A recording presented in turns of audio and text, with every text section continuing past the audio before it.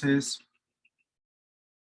vamos a empezar la clase. Hoy es 17 de agosto del 2021 y voy a empezar a compartir la pantalla.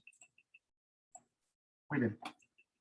Pues otra vez bienvenidos al curso de genética molecular.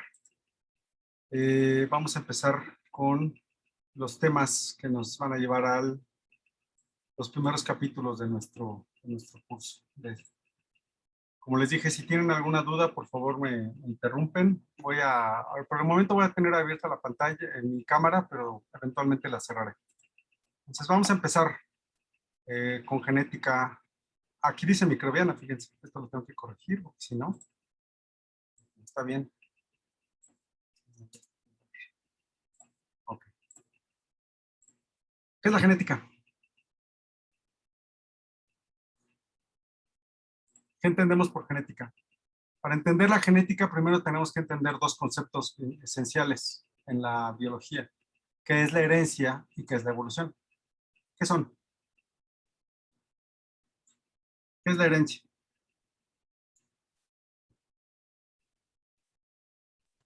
Cuando tus papás o te transmiten algo, Ok, yo pensé que iban a hablar de terrenitos y cosas así, pero sí, también eso es herencia. ¿Te transmiten qué? Herencia en biología, ¿qué entenderíamos? Magali, ¿verdad? Sí, pues genes, ¿no? Es decir, la herencia, en este caso, sería la transferencia de material genético de los ancestros a la descendencia. ¿Sí? Sería, eso lo entenderíamos. ¿Quién, se acuerdan en sus clases de biología, quién dio las bases de la herencia?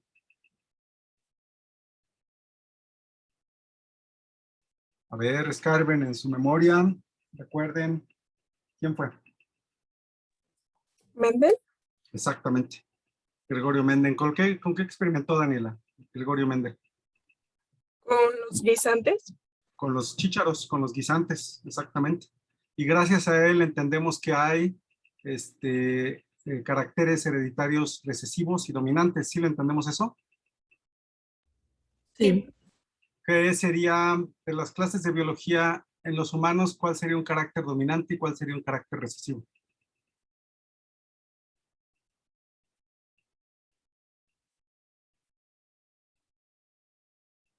Porque eso es lo mismo, no nada más. Aquí le estoy dando el ejemplo de humanos, pero todos los organismos tienen caracteres dominantes y caracteres recesivos. Todos. Desde el organismo más minúsculo, como el virus que ahorita nos está afectando, hasta el animal más grande, que sería la ballena azul. Toda la gama de organismos en esta tierra tenemos caracteres dominantes y recesivos, que se transmiten y se pueden transmitir de dos formas, ¿sí? Eh, por transmisión, reproducción sexual o reproducción asexual, cualquiera de esas dos, pero se transmite. Cuando es asexual, pues simplemente son copias de los padres, como en el caso de bacterias y algunas levaduras. Cuando es sexual, entonces se unen dos gametos y generan un nuevo organismo. ¿Alguien que se acuerde? ¿Carácter hereditario dominante o recesivo en humanos? Ay. ¿Sí puedo hablar? Sí, adelante. Está abierto el micrófono. Quiero que participe. El carácter, bueno, un ejemplo puede ser el carácter dominante de los lóbulos en las orejas. ¿Cómo son esos? ¿Te acuerdas? Sí, cuando creo que el lóbulo está pegado, Ajá. es dominante. Ok. De eso fíjate que no me acuerdo. Pero bueno, te la voy a tomar, como que sí. Ok. ¿Alguien más? Yo del que me acuerdo más es de los ojos. Color de Ay, los ojos. El color café u oscuro es dominante sobre un color claro, como el azul o el verde. Por eso la mayoría de la población tenemos ojos café oscuro y la minoría de la población tiene ojos claros.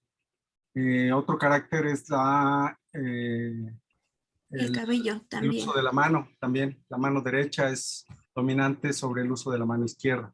A pesar de que sean dos, 50% de probabilidad de que tengas uno o el otro, no. Es más, es dominante el uso de la mano derecha sobre la izquierda. Perdón, ¿ibas a decir, Fátima? Sí, que el cabello también, creo que el cabello rizado es dominante y el cabello lacio es recesivo. Creo que es al revés, pero no me lo creas mucho, ¿no? Creo que es al revés, pero bueno, podríamos averiguar. Muy bien, entonces, También el color del cabello, ¿no? el color del cabello. El color oscuro es dominante sobre el color claro, ¿cierto? También, la mayoría de la población tenemos cabello oscuro y la minoría tiene un cabello claro. Ok, eso es herencia. ¿Y evolución? ¿Qué es evolución? Transformación o cambios de características de alguna especie, Ok. por así. ¿Y cuál es la teoría predominante de la evolución? La de Darwin. ¿De Darwin? La de Darwin, que es la evolución de las especies. ¿Cuál es la que se dejó de usar hace tiempo? ¿Se acuerdan?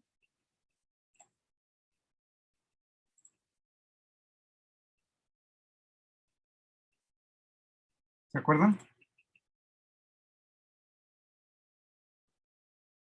¿Quién me la explica la evolución, la teoría de la evolución de Darwin? O de la Era la de la marca, la que se dejó usar. Exactamente, la de la marca. Muy bien, Magali. Ahorita regresamos a esas. ¿Quién me la explica? A ver, alguien que no haya hablado. Vamos a ver. Ahí puede ser Valeria, Gabriela, Adrián, Francisco, Jocelyn, Gaby. A ver, aquí vamos a participar todos. ¿Quién me explica la teoría de la evolución de Darwin? Adele.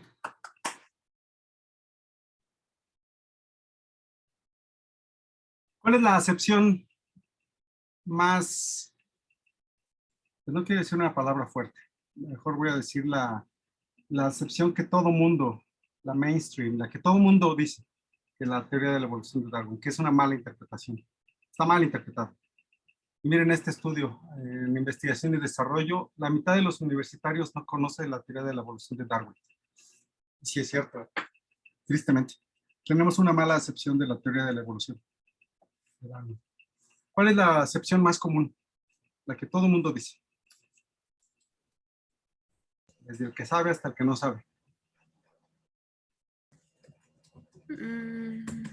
Pues que se adaptan a las circunstancias. Esa es la de la marca, Di. La de que te adaptas, esa de que te adaptas es la marca. La marca dice que las especies Condiciones. se adaptan a su medio. Sí, acuérdense de la historia de la jirafa. ¿Sí? La jirafa, según la marca, fue estirando su cuello porque la planta le quedaba más alta y fue estirándolo, estirándolo, estirándolo conforme pasaban las generaciones hasta que tenemos a la jirafa actual.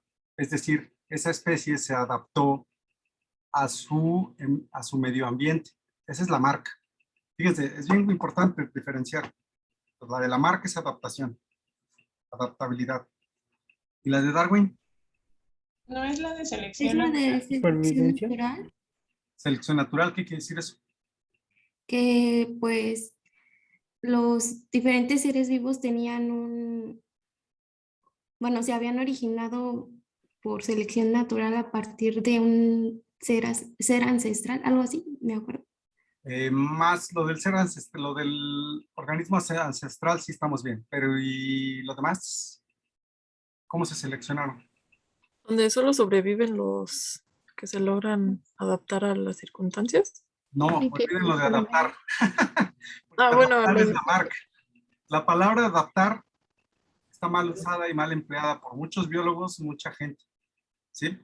Decimos que nos adaptamos a las circunstancias, pero eso es socialmente. Como persona te adaptas. No es que estés evolucionando. Está mal empleado eso de que evolucione. No. Quítense de Se eso. modifica, Estamos hablando ¿no? de biología. Esta es biología pura. Entonces, ¿por qué se llama de la selección de las especies? ¿Qué selecciona a las especies? La mala acepción de esta teoría es que sobrevive el más fuerte. Seguro lo habrán escuchado. Pero esto está mal también. No es que sobreviva el más fuerte.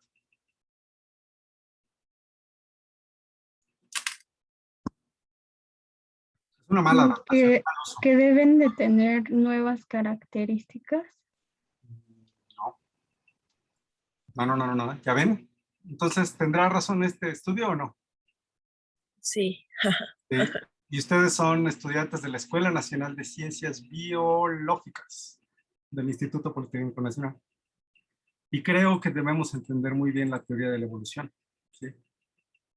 Entonces, les voy a pedir que repasen las teorías de la evolución. ¿Cuáles son? ¿Cuántas hay? ¿Sí? ¿Por qué se llama de la selección de las especies? ¿Sí? ¿Por qué? Tiene razón su compañera que mencionó sobre que hay un ancestro común. Sí, pero esa no es toda la teoría. Entonces les voy a pedir que por favor busquen, se echen un clavado en el Google y lo busquen. La siguiente tarea que tienen, que ya está puesta en el salón, es, tienen que hacer una línea cronológica de descubrimientos. ¿Para todos es claro que es una línea cronológica? ¿O no? Sí. ¿Sí? Sí, ¿Todos? ¿Todos? Porque tengo como a Sí. 6 que sí hablan, pero los demás no hablan. Entonces quiero pensar que los que no están hablando, todo está claro. ¿Sí? Ok. Entonces, esa la van a tener lista para el lunes. Si la tienen antes, mejor. Ahora, ¿esto qué va a incluir? Tienen que incluir desde quién descubrió los ácidos nucleicos, las bases nitrogenadas, todo esto hasta el descubrimiento de la estructura del DNA de Watson y Crick. ¿Sí? Hasta ahí. No nos vamos a llevar, nos llevaríamos una clase completa hablando de todos esos y no nos da tiempo. Recuerden que este es un curso de 3 horas a la semana y ya vieron el calendario, lo tenemos apretado. Pues eso les va a tocar averiguarlo a ustedes. Y algunas cosas importantes las tocaremos el martes que entra cuando revisemos la clase. ¿Ok? Bueno. Entonces van a estudiar lo de la evolución, ya hablamos de la herencia, ahora sí que es la genética. Bueno, esta sería una definición de genética. La genética es la ciencia de la herencia, es decir, cómo se transmiten los caracteres de los ancestros a la descendencia. Se ocupa de las propiedades físicas y químicas del material hereditario, el cómo se transmite de una generación a la siguiente y cómo la información que contiene se expresa durante el desarrollo del individuo. Chéquense. O sea, todo esto es bien importante porque, déjenme ver, estoy tratando de poner el láser, pero no lo puedo poner, no sé por qué. Ahí está. A ver, vamos a disectar esta definición. La ciencia que estudia la herencia. Propiedades físicas y químicas del material hereditario. Es decir, tenemos que estudiar las propiedades del DNA y del RNA. ¿Sí? Así muy a grosso modo, pero las vamos a revisar. Vamos a ver cómo se transmite esta información genética de una generación a la siguiente, las diversas maneras de transmitir esa información y cómo la información que contiene se expresa. Es decir, yo tengo material genético de mi papá y de mi mamá. ¿Por qué solo se expresa uno si yo tengo 2 copias de algún gen? ¿A qué se debe que solo se exprese uno? Y ahí hablamos, nos regresamos a la recesividad y a la dominancia de los caracteres. ¿Por qué algunos se apagan y otros se encienden? Eso es lo que quiere decir. Ahora, como IBQs, ¿para qué diablos me sirve esto? Yo no estudié IBQ para hacer esto, ¿o sí? ¿Conocen ustedes algún IBQ que se dedique, famoso, que se dedique a hacer estudios de genética, biología molecular, biología sintética?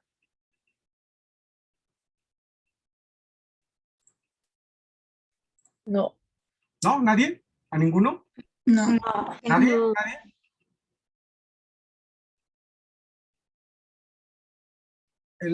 Se le considera al padre de las plantas transgénicas a Luis Herrera Estrella. Luis Herrera Estrella fue estudiante de esta escuela y él es IBQ.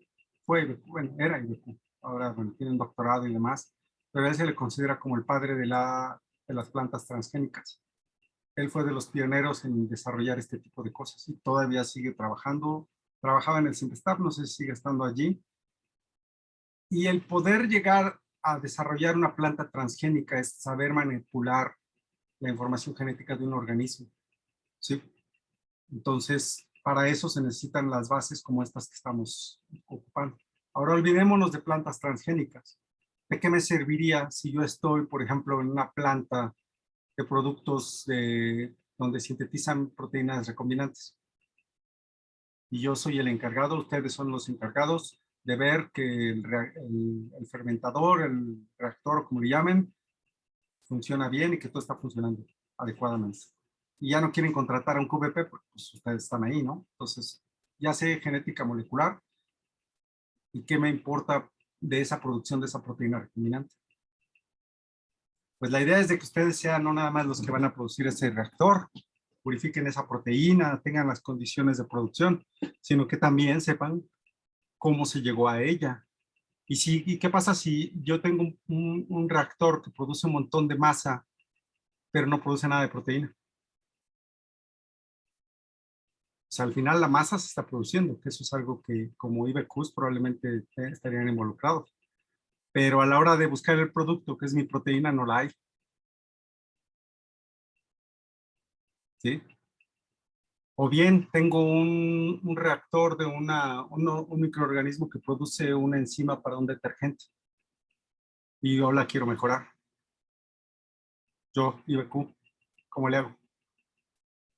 Entonces, si entendemos que todo esto, todas esas características, la producción de una proteína, la producción de un compuesto que funciona como detergente, el diseño de organismos transgénicos o de cuestiones genéticas, todo esto involucra entender las bases de la genética.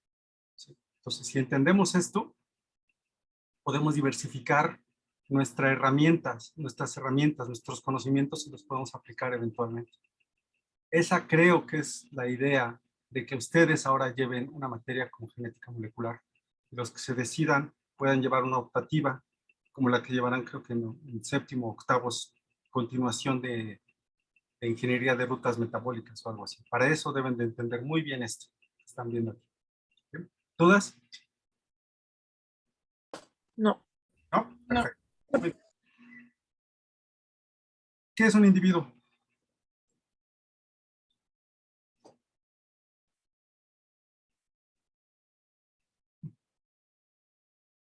¿Qué es un individuo?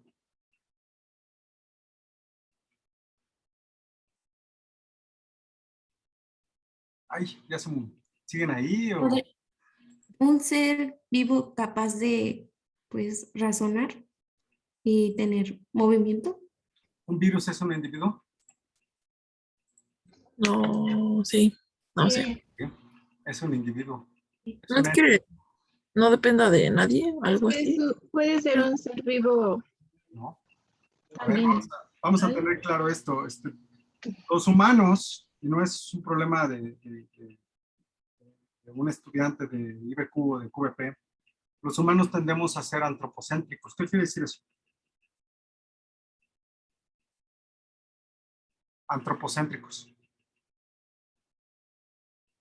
¿Qué es? Solo se enfoca en el nombre. Exactamente, que nosotros sentimos que somos el centro de la creación, los que creen en la creación, que somos el centro, el pináculo de la creación, nos sentimos mucho pues, y sentimos que nosotros, todo gira alrededor de nosotros. Entonces, como todo gira alrededor de nosotros, todo se parece a nosotros, es decir, que piensa, razona, etcétera, etcétera. Y no es cierto. Un virus no se multiplica por sí solo, y es un individuo, es un ente biológico. Una bacteria no razona, sin embargo se reproduce y es capaz de realizar reacciones metabólicas necesarias para su sobrevivencia.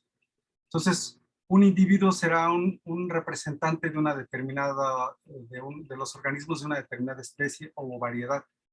Eso sería un individuo. Para este curso y para hacer simplificadas las cosas, utilizaremos como individuos principalmente a las bacterias. ¿Sí? Y veremos varios de los procesos que ocurren en las bacterias. ¿Quiere decir que si estudio a las bacterias no me va a servir para todo lo demás? ¿Para entender ahora sí a los humanos? ¿O no? ¿Qué opinan? Es decir, puedo estudiar a una bacteria como, o sea, la que quieran ustedes. Ay, ¿por qué no estudia al humano si el humano es más importante y piensa y cree en Dios y toda esa cosa? ¿Por qué? ¿Sí lo podremos usar o no nos servirá? Yo digo que sí nos ayuda. Por supuesto. ¿Por qué? Díganme una razón más allá de decirme que sí. ¿Por qué? ¿Por qué sí me va a servir? Ya lo dijeron hace rato. ¿Por qué? Pues porque en varios procesos que hay, bueno, comercialmente hablando, eh, se ocupan esos microorganismos para poder crear productos y eso nos va a ayudar para, pues sí, Ay, qué mala onda, tú los ves como productos. ¿Por qué si yo estudio la replicación del DNA en una bacteria, me ayuda a entender los procesos en un humano? Eso es lo que yo quería decir. ¿Por qué? Porque las bacterias nos infectan a nosotros. Pues solamente como el 2% de todas las bacterias de la Tierra nos infectan. No, no, no. Tiene que ver con... A ver,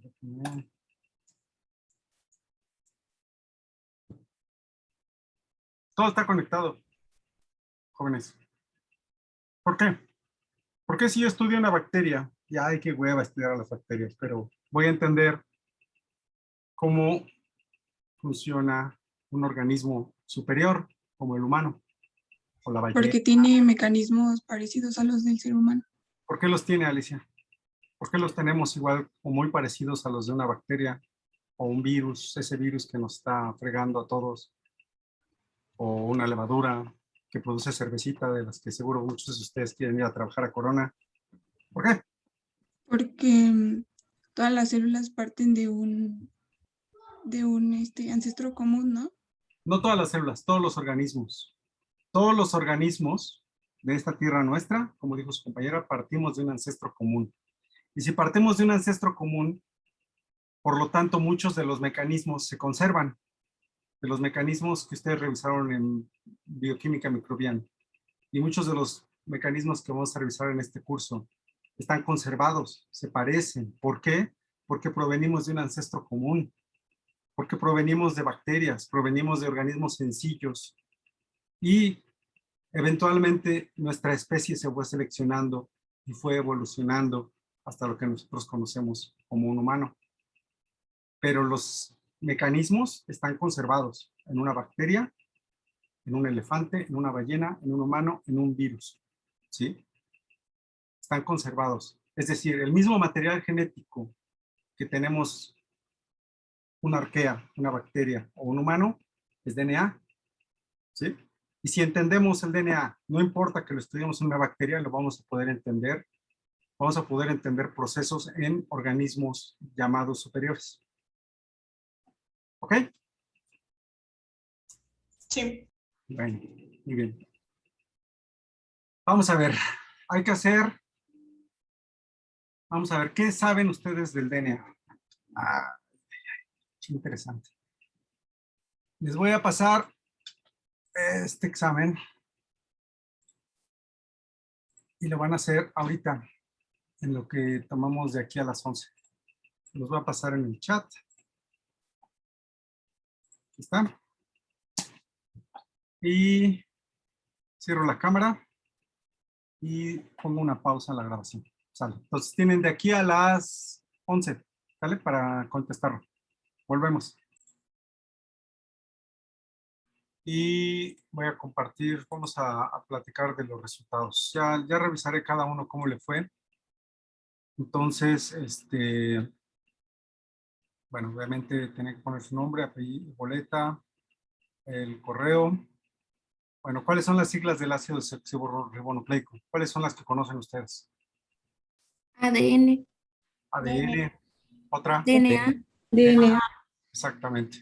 Las dos, una es en español y otra es en inglés, pero en el lenguaje común ambas son aceptadas, ¿sí? DNA, ADN, cualquiera de las dos es aceptada.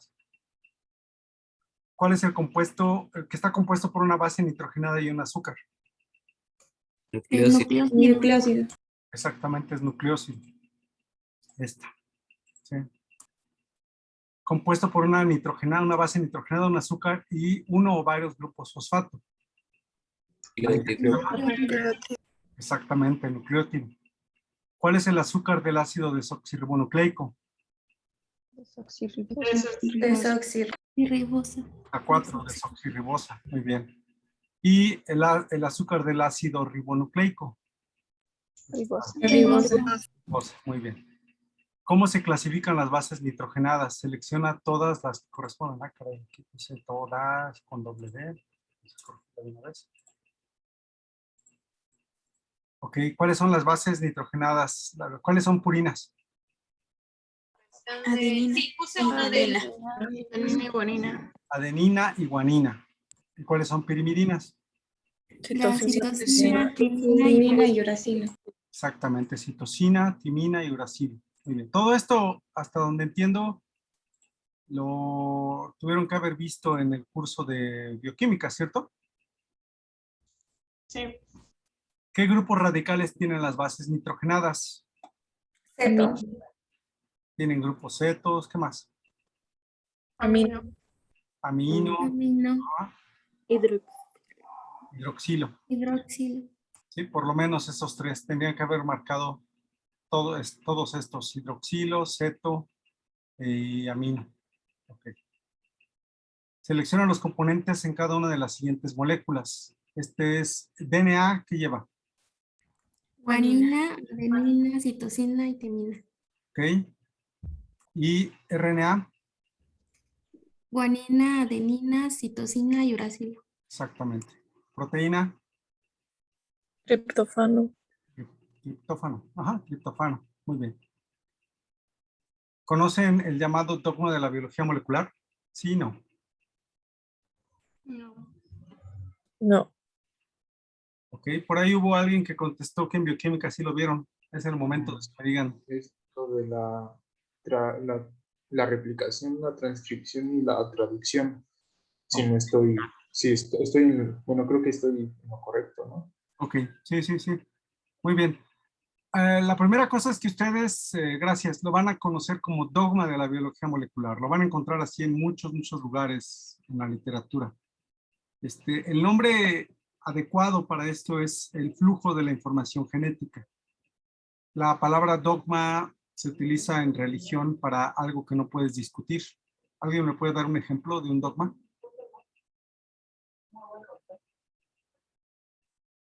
Ejemplos de dogmas. Vamos a ver si entendemos que es un dogma.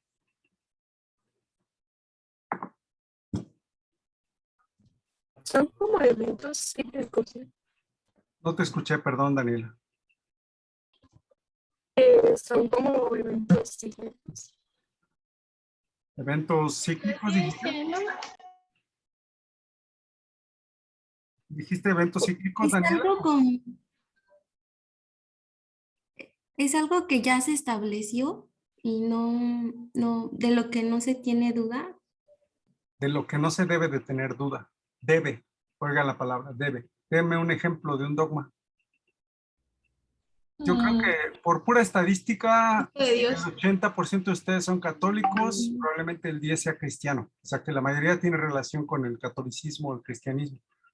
A ver, dígame un dogma. La existencia de Dios.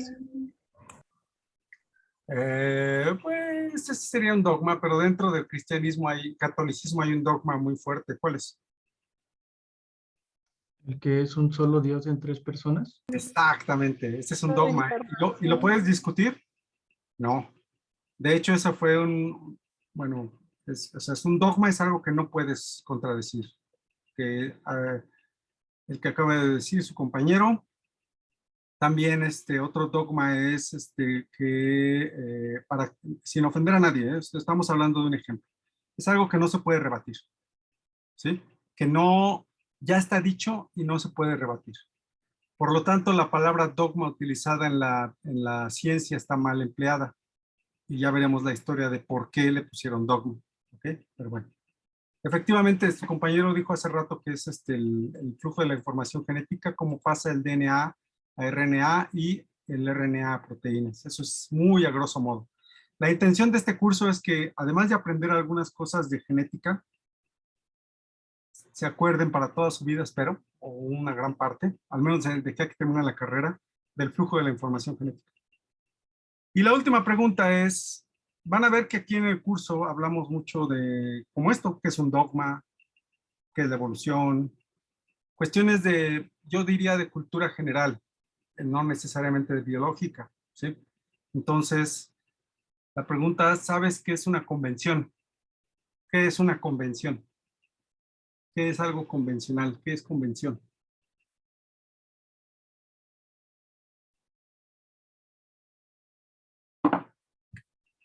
O no lo saben, está bien si no lo saben.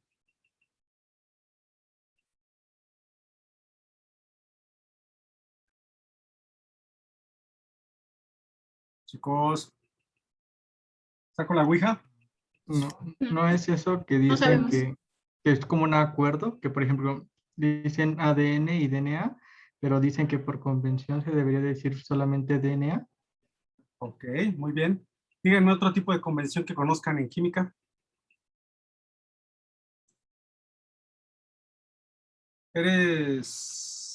Recuérdame tu nombre, es que en tu foto no tienes tu nombre.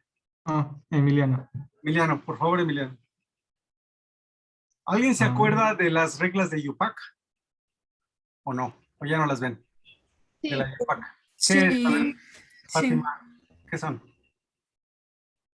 Es como nombramos a un compuesto químico, ¿cierto? Viendo la fórmula, ¿o no? sí, Ah, pues sí. esa es una convención. Es decir, la Yupac, que es una institución, se puso de acuerdo para decir cómo se deben de nombrar un compuesto dependiendo de su fórmula. Y así tenemos que primero se pone una cosa, que si los radicales, y luego ta. ¿Sí? Esta es una convención. Tenemos convenciones de lenguaje. ¿Por qué un perro le decimos perro? O sea, vemos a un animal de 4 patas con oreja y que ladra, es un perro, no es un gato, ni es un ratón. El lenguaje es una convención. Pero si tú hablas en inglés, ya no se llama perro, ¿sí? O hablas en chino. Entonces, cada lenguaje tiene sus propias convenciones, igual que cada país, cada región tiene convenciones propias de su región y de su lugar. ¿Por qué nosotros leemos de izquierda a derecha? Porque nuestro lenguaje, nuestra escritura está organizada de izquierda a derecha. ¿Qué lenguajes o qué escritura está organizada al revés? El Ajá. hindi, ¿no? ¿Árabe? El árabe, sí, el árabe. ¿Cuál otro? El árabe se lee al revés, es decir, leen así. No leen así, leen así. Los libros empiezan al revés. Es decir, mi libro empieza aquí. Para un árabe y un hebreo empiezan por acá y lo van leyendo así. ¿Sí? Van al revés. Y le decimos al revés nosotros, porque para nosotros es al revés. Para ellos, nosotros leemos al revés. ¿Sí? Y hay otros lenguajes que leen de arriba a abajo, como el japonés, el chino. ¿Sí? Entonces, esa es una convención. ¿Por qué les hablo de convenciones? Porque en cualquier ciencia, así como en la química, vamos a tener convenciones, vamos a tener maneras de leer las cosas, y eso es algo que ustedes al final de este curso espero que les quede claro, cómo leer una secuencia, cómo leer un gen, cómo interpretar una proteína también. Sí, eso lo vieron en bioquímica, pero aquí lo vamos a repasar. ¿Alguna duda de esto de la convención? No. Ok. No. Y por último, menciona una noticia que involucra al DNA. ¿Quién? O me voy a las respuestas.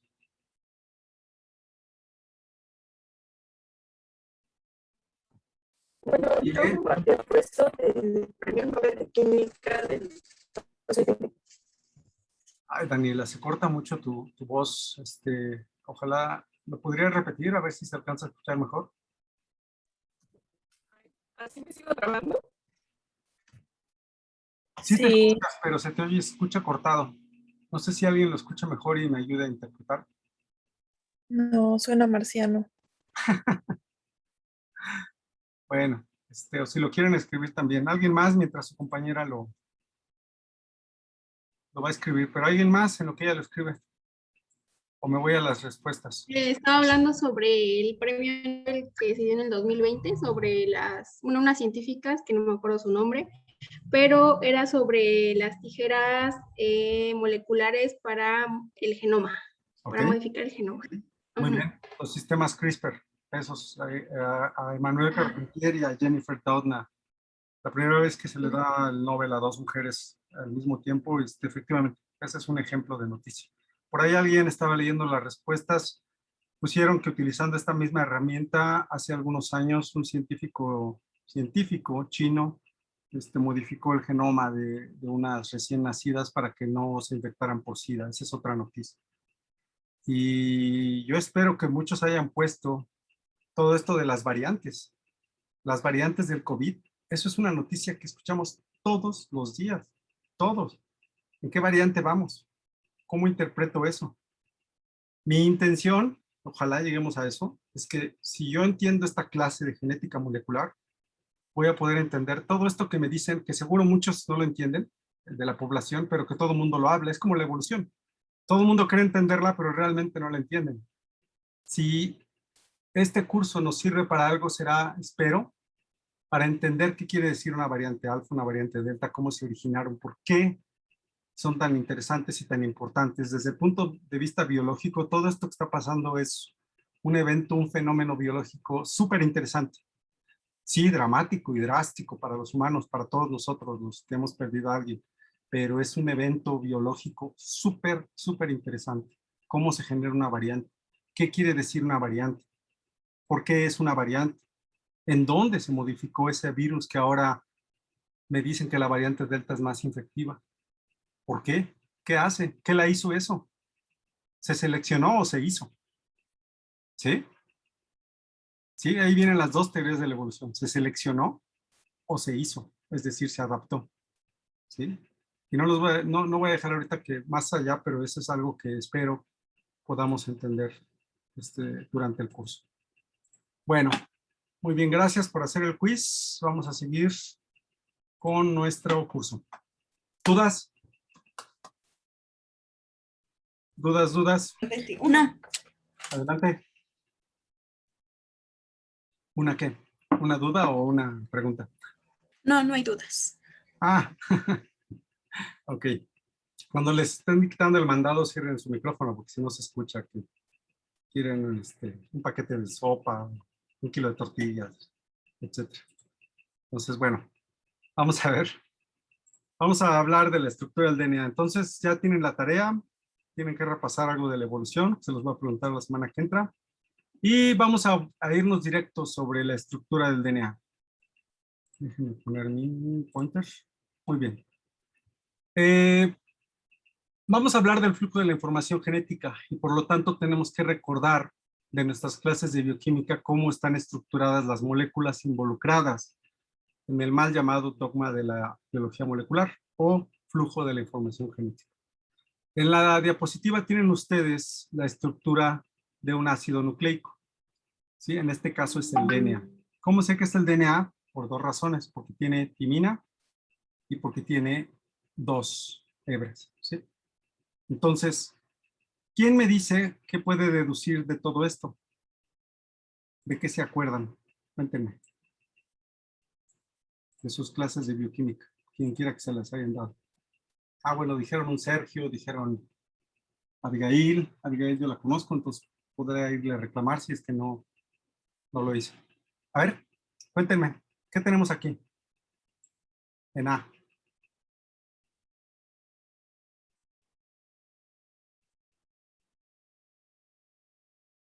Ustedes acaban de contestar en el examen, ¿qué es esto? ¿Qué es esto que tengo señalado en un rectángulo? Un nucleótido. Es un nucleótido. ¿Por qué? Porque tiene una base nitrogenada, que en este caso es la guanina, tiene un azúcar, que en este caso, como no tiene grupo hidroxilo aquí, en el 2', es desoxirribosa y tiene un grupo fosfato en el extremo 5'. ¿Sí? Entonces tenemos un nucleótido. Y ese nucleótido está unido al otro. ¿Por qué? ¿Cómo se llama este enlace? Químicos, IBQs. ¿Perdón? Fosfodiéster. Fosfodiéster, exactamente. Es un enlace fosfodiéster. Muy bien. Entonces, un nucleótido está unido al otro por un enlace fosfodiéster. ¿Sí? Entonces, si estoy diciendo que este es un nucleótido y este es el siguiente nucleótido, ¿de qué extremos a qué extremos están unidos uno con el otro? ¿Sí? ¿Sí me explico? A ver, me voy a dar un paso atrás. ¿Por qué las posiciones en la desoxirribosa tienen una prima? 1', 2', 3', 4', 5'. ¿Por qué? Yo leí que para que no se confunda con las posiciones de los carbonos de las bases nitrogenadas, se le pone apóstrofe a los carbonos del azúcar. Perfectamente. Muy bien, gracias. Efectivamente, la molécula principal en un nucleócido o en un nucleótido es la base nitrogenada, no el azúcar. Entonces, en la base nitrogenada estarán las posiciones del 1, 2, 3, 4, tal. Cuando pasas a la siguiente molécula, que es un azúcar, para no confundir y por convención, otra vez del IUPAC, la siguiente molécula tiene anotaciones de prima, es decir, la posición del carbono, el primer carbono es 1', 2', 3'. ¿Sí? Entonces, en la posición 2' de la desoxirribosa hay un hidrógeno.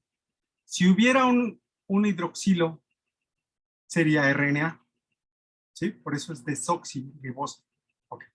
En la posición 3', el grupo hidroxilo que estaba aquí ha formado un puente con la posición ¿cuál? Del azúcar del nucleótido cercano. Esta es la posición 3' y esta es la posición 5'. Exactamente.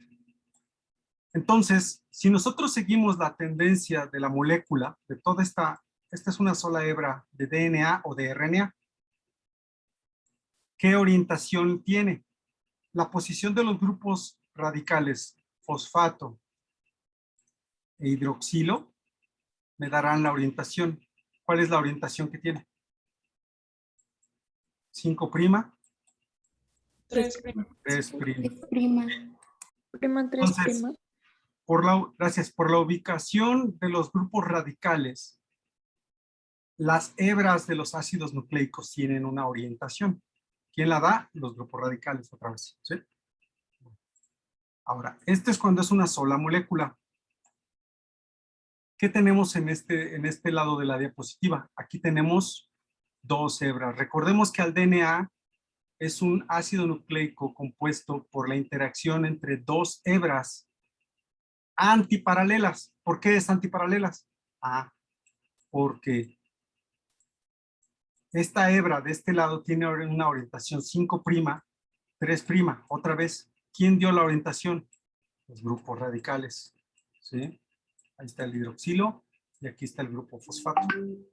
Mientras que la cadena complementaria, ahorita vamos a ver qué es complementaria, tiene una orientación 3', 5'. ¿Por qué no puede ser paralela las hebras del DNA? Se los tuvieron que haber dicho en biología.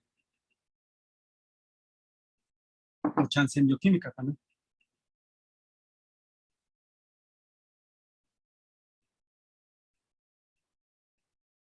¿Por qué? ¿Por qué tiene que ser antiparalelas las hebras del DNA?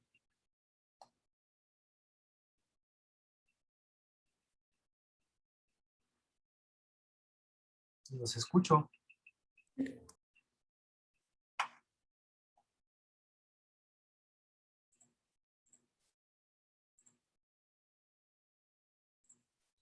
¿Por qué? Por los enlaces que Que formen enlaces por ejemplo, la timina y la adenina y citosina y guanina. Ok. Esas bases nitrogenadas interactúan entre sí. Ajá. Muy bien. A ver, vamos a abarcar esa parte. Lo que acaba de decir su compañera es de que estas bases nitrogenadas, la adenina, que es una pirimidina, y la timina y la adenina, que es una purina, interactúan entre sí por ¿qué tipo de interacciones químicas? ¿Qué tipo de interacciones son estas? Estas. Fuentes de hidrógeno. Exactamente, puentes de hidrógeno. ¿El puente de hidrógeno es un enlace fuerte o débil? débil. Es un enlace débil. ¿Sí? ¿Cuál es el enlace más fuerte? Químico. Covalente. ¿Perdón? El covalente. Muy bien. Y enseguida, en fuerza, ¿cuál sigue? El enlace químico. ¿El qué, perdón? El iónico. El iónico, el enlace iónico. Ajá. Ya después para allá abajo de esos siguen ¿cuáles? El metálico y las interacciones ¿qué? ¿De Van der Waals? Van der Waals. Pero esas son interacciones hidrofóbicas o hidrofílicas, ¿sí? Son interacciones de carga. Entonces, el enlace por puente de hidrógeno es uno de los enlaces más débiles que existe. Sin embargo, una molécula de DNA mantiene su integridad por la cantidad de puentes de hidrógeno que se forman entre las bases complementarias. Perdón, está sonando mi teléfono, permítanme. Déjenme colgar. Ok, ¿sí? Entonces, la T es la timina y la A son bases complementarias y forman dos puentes de hidrógeno, lo representamos así. La C, que es la citosina, y la guanina son complementarias y forman tres puentes de hidrógeno. ¿Sí? Entonces, permítanme, estoy en una clase. ¿Me puede llamar después? Gracias. Entonces, son bases complementarias. Recuerden que es una pirimidina. Pirimidina muchas veces la representan así. Y una purina, que muchas veces la representamos así. Y entre ellas mantienen una interacción por puentes de hidrógeno. ¿Puede existir la interacción C con A? No. ¿G con T? No. Sin embargo, sí llega a haber apareos entre bases que no son complementarias. Y esto lo vamos a ver en la parte de mutaciones. ¿Sí? Entonces, así estamos. Dado que estas bases interactúan, la T solo con la A y la G solo con la C, cuando se organizan espacialmente en la molécula, la única forma en la que pueden formar una estructura estable es si las cadenas son antiparalelas. Si ustedes intentan hacer la molécula de forma paralela, es decir, 5', 3' y 5', 3', no hay manera de que embonen las bases. Embonarán 2 o 3, pero el resto de las moléculas no va a poder interactuar con la complementaria. ¿Sí? Ok. Vamos a hablar de las interacciones que ocurren entre las bases nitrogenadas y en la estructura. Tenemos entonces enlaces covalentes como este. ¿Sí? El fosfodiéster es un enlace covalente. ¿Cómo se llama el enlace entre una base nitrogenada y un azúcar?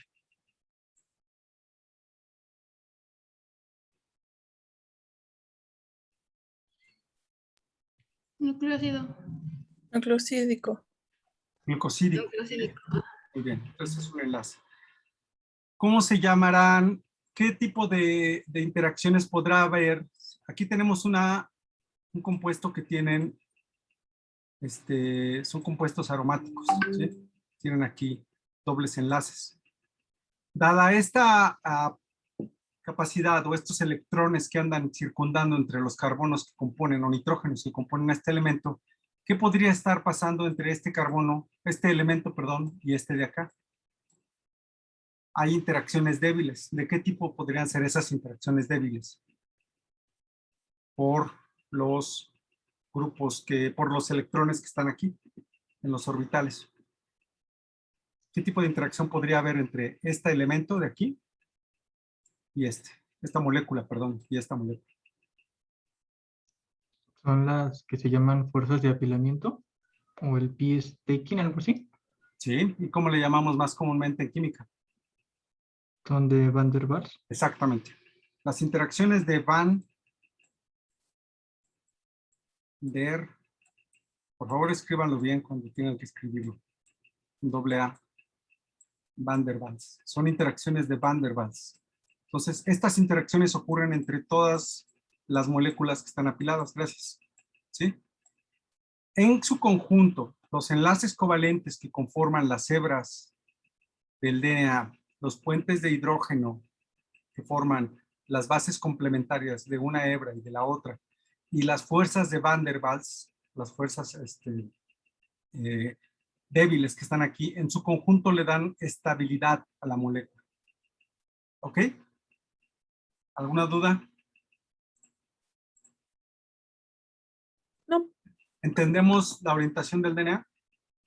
5', 3'. ¿Entendemos que hay en 5'? ¿Entendemos que hay en 3'? ¿Por qué se le llaman números primos a las bases, a los azúcares? Ok, Sí. muy bien. Esto ya nada más lo vamos a repasar. Ya lo resolvieron en el examen. Sabemos que una base unida solamente al azúcar es un nucleósido. Hasta aquí está, ¿sí? Cuando ya tiene uno o más grupos fosfatos en el carbono 5' del azúcar, ya se llaman nucleótido. Si tiene un solo grupo fosfato, se le llamará monofosfato. Si tiene 2, difosfato, y si tiene 3, trifosfato. Además de llamársele así a la molécula, ¿cómo se le llama a la posición de este grupo fosfato? ¿Cómo se le llama a esta? ¿Y cómo se le llama a esta? A ver, acuérdense de sus clases de química. Monofosfato, difosfato y trifosfato. No. Eso es el nombre de la molécula. Yo digo al grupo. ¿Este grupo fosfato cómo se llama? ¿No Sí, es el alfa? alfa, exactamente. Muy bien. Este de aquí es el fosfato alfa. Este de acá, Beta. Beta. ¿no? Y este de acá, Delta. gamma, ¿no? Alfa, beta, gamma. Gamma. Gamma. Gamma. ¿Sí? Entonces, el carbono que está más cercano al carbono 5' es alfa. El siguiente es beta y el siguiente es gamma. En una molécula de ADN o de RNA ya no tiene estos. Estos dos grupos fosfatos se utilizaron como energía en la síntesis de la molécula. Solamente se conserva el carbono alfa. Ok. Muy bien. Esto nos sirve un poco de repaso. Muy bien. Estas son más hablando de la molécula del DNA. Otra vez tenemos a las pirimidinas y a las purinas. Nada más recordándoles, la pirimidina es un solo anillo que tiene 2 nitrógenos en su molécula. La purina es una molécula que además de tener este anillo, tiene un anillo de 5 elementos, con 2 de ellos siendo nitrógenos. ¿Sí? Son dos anillos cíclicos, ¿sí? Uno de pirimidina y uno de imidazol. Y aquí vienen las posiciones. Fíjense que estas no es tan importante sabérselas, es más importante sabérselas del azúcar, nada más para tener claro en dónde están los elementos. Ahora, dentro de las purinas tenemos a la adenina, o la adenosina, cuando es solamente con el azúcar. ¿Qué característica tiene la adenosina? Tiene un grupo amino. La guanina tiene un grupo amino también, pero también tiene un grupo ceto. La citidina o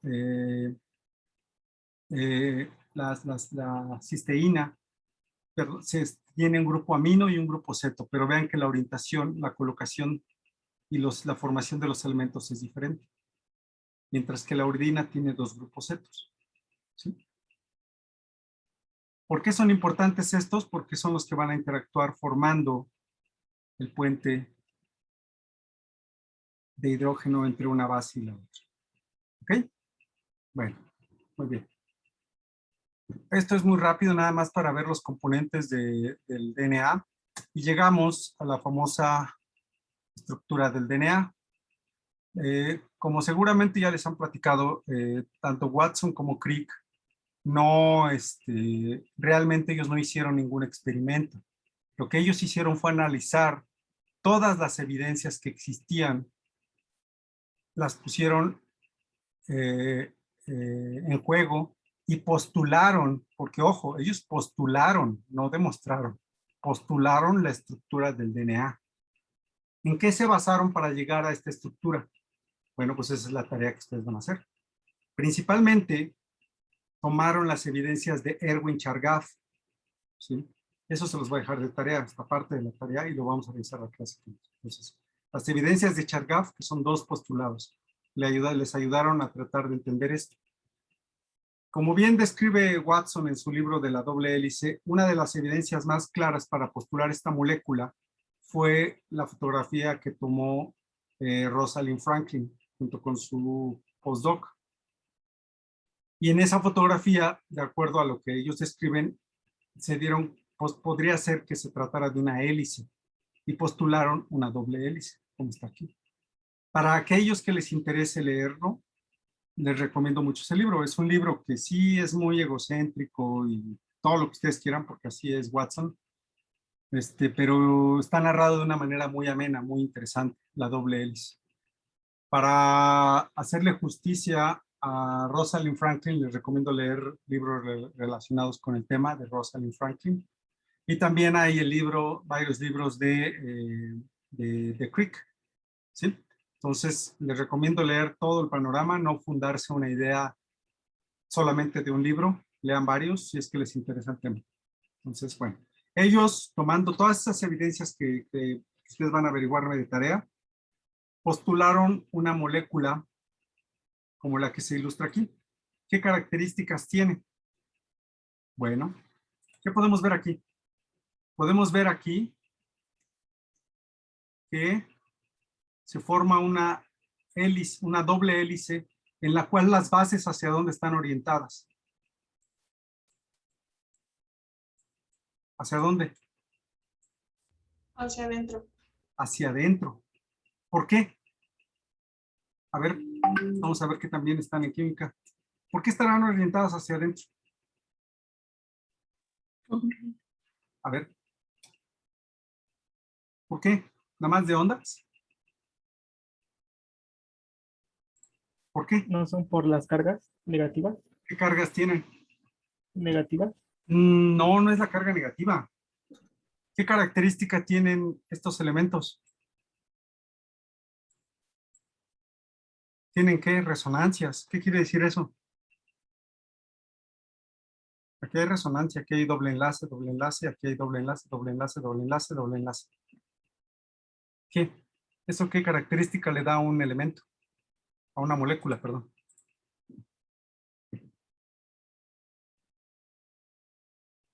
Que sean planas. ¿Que sean qué? Que... Planas, sí, son planas, pero en cuanto a su relación con el agua. Hidrofóbicas. Son hidrofóbicas. Aquí es donde tienen que poner a trabajar sus recuerdos de química. ¿Sí? Realmente aquí en la Escuela Nacional de Ciencias Biológicas, los que salimos de aquí no somos ni muy químicos, porque la verdad es que manejamos poca química, pero sabemos algo. Los químicos son los del departamento de química, ellos son expertos, saben hacer moléculas, síntesis y demás. Pero nosotros, los IBQ, los QVP, los QFIS, no sé si los ISAs, algo tenemos de química. Entonces, cuando hay resonancias en una molécula como aquí, ¿sí? Esto hace, las características que le implica a una estructura es que la hacen hidrofóbica. Entonces, si son hidrofóbicas, esto hace que las bases nitrogenadas estén orientadas ¿hacia dónde? Pues hacia adentro. ¿Sí? Si ustedes dejan una molécula de RNA, recordemos que el RNA es una sola estructura, es una sola hebra de ácido nucleico. Tiene su extremo 5' y su extremo 5'. Si nosotros la ponemos en una solución acuosa, ¿qué le va a pasar a esta estructura? ¿Se va a quedar así lineal o qué le va a pasar? Aquí le adicionamos agua. ¿Qué le va a pasar? Déjenme pasar una flecha arriba de Watson y Crick. ¿Qué le va a pasar? ¿Se va a enrollar? ¿Enrollar? Se va pues bueno, ese es un término medio raro, enrollar. ¿Se va a qué? ¿Qué va a pasar con las bases nitrogenadas que están aquí expuestas? Se van a tratar de aparear, ¿no? Se van a ocultar tratando de aparearse. Entonces esto va a formar una estructura en donde tratarán de ocultarse por cuestiones químicas, fisicoquímicas realmente, las bases. Y entonces algunas de ellas, como dijo su compañero, generarán interacciones intramoleculares. ¿Sí? ¿Sí? ¿Por qué? Porque afuera tenemos una esfera de solvatación. Aquí hay agua, aquí hay agua, aquí hay agua. ¿Sí? Entonces, eso pasa con una molécula de RNA, que es una estructura de una sola hebra de ácido nucleico. En el caso de la estructura del DNA, al estar las bases nitrogenadas hacia adentro y apareándose con su base complementaria, la esfera de solvatación será alrededor de ¿quién? De las moléculas ¿de qué? De fosfato. Recordemos que los grupos fosfato tienen carga negativa. Entonces, el agua estará interactuando con sus ¿qué? Con sus hidrógenos. La esfera de solvatación estará alrededor de la molécula y no perturbará su estructura. A diferencia del RNA, que se tendría que estructurar de tal forma que oculte las bases hidrofóbicas, en el DNA, al estar estructurado como está, puede estar en solución, puede estar en el núcleo, que es una solución acuosa, ¿sí? En el nucleoplasma. O puede estar en una bacteria que tiene un citoplasma, que tiene mucha agua, y no le va a pasar nada. ¿Por qué? Porque las bases están orientadas hacia adentro, ¿sí? Entonces, esa es una de las aportaciones y predicciones que hicieron Watson y Crick, ¿sí? Entonces, aquí habría una esfera de solvatación. Recuerden, aquí claramente ellos están ilustrando la orientación. Una de las hebras es paralela, las dos hebras son antiparalelas, eso ilustran las flechitas. Tienen un eje central, ¿sí? Tiene una simetría, la molécula. Tiene una orientación hacia la derecha, girando hacia la derecha, no hacia la izquierda. También, ¿sí?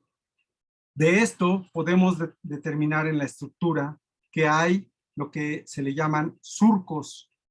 Este es un surco mayor y este es un surco menor, ¿sí? En las clases del laboratorio van a ver que existen por lo menos 3 estructuras del DNA. La estructura A, la estructura B y la estructura Z, entre otras. La estructura que Watson y Crick describieron es la estructura B, que es la que comúnmente vemos en todos lados. Esa es la estructura B. Cuando ustedes vean una estructura que tiene los surcos iguales, no hay surco mayor ni hay surco menor, se trata de una estructura A. ¿Sí? Bueno. Sí. ¿Qué otra cosa creen que se me está olvidando de esto? A ver, déjenme ver. Ah, bueno. Este es el artículo que ellos publicaron en el 25 de abril de 1953. Todo mundo habla de este artículo, pero en la misma revista, enseguidita, aparecieron los artículos de Rosalind Franklin y de Maurice Wilkins, que también estaban buscando la estructura del DNA. Entonces, para que no siempre uno se vaya por este. Un mes después, en abril, ellos postularon todavía, refinaron su descripción de la molécula del DNA. Aquí ya describieron con un poco más de detalle cómo estarían interactuando y formándose las hebras del DNA. Aquí está, esto ya lo revisamos en las diapositivas anteriores. Y postularon la formación de puentes de hidrógeno entre adenina, timina y guanina, citosina. Ojo, nadie lo había demostrado, esto otra vez es una postulación. Tan es postulado que fíjense cuántos enlaces proponen ellos que se forman entre la guanina y citosina. 2. ¿Cuántos se forman realmente? 3. Entonces, bueno, este postulado tenía este error. Eventualmente se descubrió que también formaban un enlace por puente de hidrógeno. 3, la guanina y la citosina. Muchos años estuvo ignorado este artículo, mucho tiempo, no le dieron el peso que se merecía, sino hasta después que siguieron los estudios sobre el DNA. ¿Okay? ¿Dudas sobre esta estructura? No. ¿No? Bueno. Ok. Sobre los grupos funcionales, ya hablamos de los grupos funcionales que tenemos en el DNA. Creo que no vale la pena ya más. Tenemos el grupo ceto, hidroxilo, amino, fosfato. Y todos esos son grupos que ustedes tienen que tener claro que están presentes en la molécula. Y nos van a servir también para entender muchos de los mecanismos de mutagénesis. ¿Ok? Bueno. ¿Qué más? Bueno, más características. Esta es lo que yo les mencionaba hace rato, la estructura B. La estructura B es la que comúnmente encontramos, tiene un giro hacia la derecha, otra vez. Esta parte, déjenme dibujarla, esta parte Estoy dibujando en verde. Bueno, no ayuda mucho el verde. Déjenme quitarlo y cambiarlo por un color rojo y algo más grueso. Esto que estoy escribiendo, también se le llama esqueleto de fosfatos, exoesqueleto de fosfatos de la molécula. Recuerden, los fosfatos están expuestos a la solución. Las bases están ocultas formando interacciones. Y lo que les ilustran aquí son los tamaños. ¿Qué distancia hay para que dé una vuelta completa al DNA de aquí a aquí? Bueno, pues son 3.4 nanómetros. ¿Qué distancia hay, por lo tanto? Y hay más o menos 10 pares de bases en cada vuelta. Por lo tanto, la separación entre las bases es de, pues, 0.34 nanómetros. O sea, ¿cuántos angstroms? Acuérdense de los angstroms. Hello. ¿Están por ahí? Serían 3.4. 3.4 angstroms. Solamente uno está contestando, ¿eh? Los demás deben de tener muy claro nanómetros, micras, angstroms, todo esto. ¿Sí? Entonces, 3.4 angstroms o 0.34 nanómetros de separación entre base y base. ¿Ok? Entonces, esta es la estructura B. A ustedes también les va a tocar, y esto no lo voy a poner de tarea, bueno, ahorita lo veo si lo pongo de tarea, las características de la estructura A y de la estructura Z. ¿Sale? Antes de terminar la clase, déjenme tomar rápidamente, permítanme. Necesito hacer una pausa rápidamente, voy a pausar la grabación, no tardo más. Les decía que cómo representamos al DNA, comparto la pantalla, lo vamos a representar principalmente así, ¿sí? Como doble hebra entrelazada. ¿Cómo está realmente en un organismo? Pues si tuviéramos que dibujarlo realmente sería como esto, ¿no? Como una maraña, porque digo, un DNA no puede estar lineal en un organismo, debe de estar altamente compactado dentro de una bacteria, de una levadura, de una célula eucariote, de una arquea.